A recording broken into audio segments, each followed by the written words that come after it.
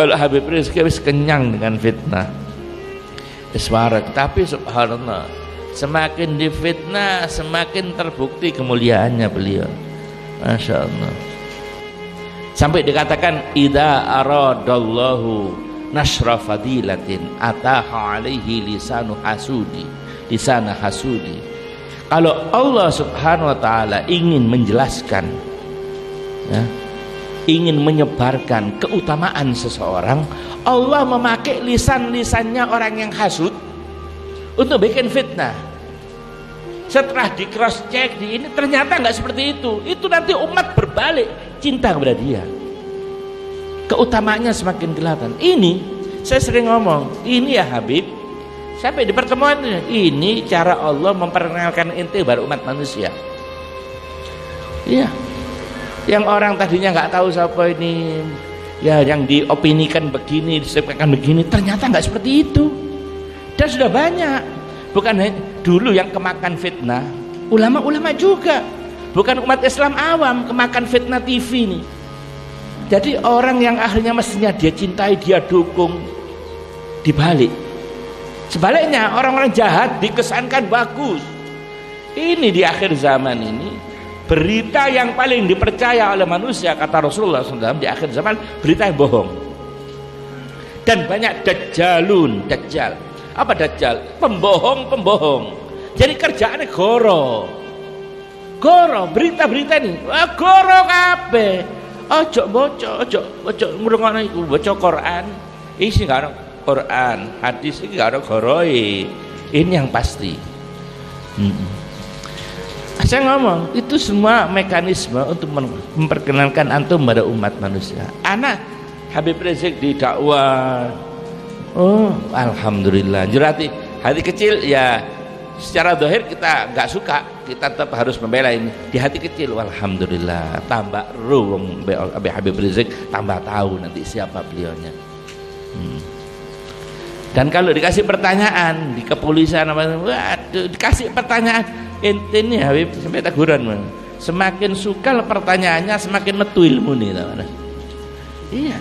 Sekali kan kalau bikin acara-acara kan tak bikin apa itu, bukan tabligh saja. Ana bikin dialog interaktif. Nah, orang-orang yang tanya, kasih ono pertanyaan yang sukar. Kasih ono pertanyaan yang sukar. Subhanallah, ono aja jawabannya. Bin Syahab ini, Bin Syahab ini ugola, masya Allah. Bukan karena saya teman, saya jarang ngomong tentang Habib Rizik. Cek nih uang ngeruk karpe dewe wis. Nah, sekarang orang-orang tadinya nggak seneng, nggak suka, ulama-ulama, ada habaib kadang-kadang ya ada ngomong apa Habib. Mereka belum, karena mereka masih harus hati-hati. Bukan karena nanti kalau sudah tahu siapa inti baru mereka perlu waktu. Karena ngomong nggak apa-apa. Bukan mereka nggak suka atau benci, enggak, karena mereka belum tahu sebenarnya. Masih termakan korban media, masih korban media. Nah, subhanallah sekarang berbalik. Bukan hanya awamnya, awamnya wis mari 7 juta jempe, sopo wong bisa punya daya tarik bisa mengumpulkan manusia 7 lekar dunia, 7 juta lebih yang hadir dari negara-negara, bukan dari Indonesia, dari luar negeri hadir untuk hadir.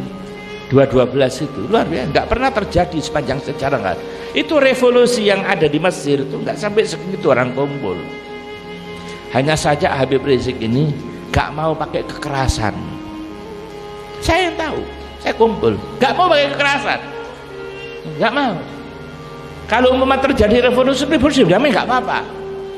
Seperti Soeharto mau mundur dewe, tahu diri, ya nggak apa-apa, tanpa harus tembak-tembakan podo-podo wong Islami. Wa ilah suara-suara di atas saya dengar sendiri.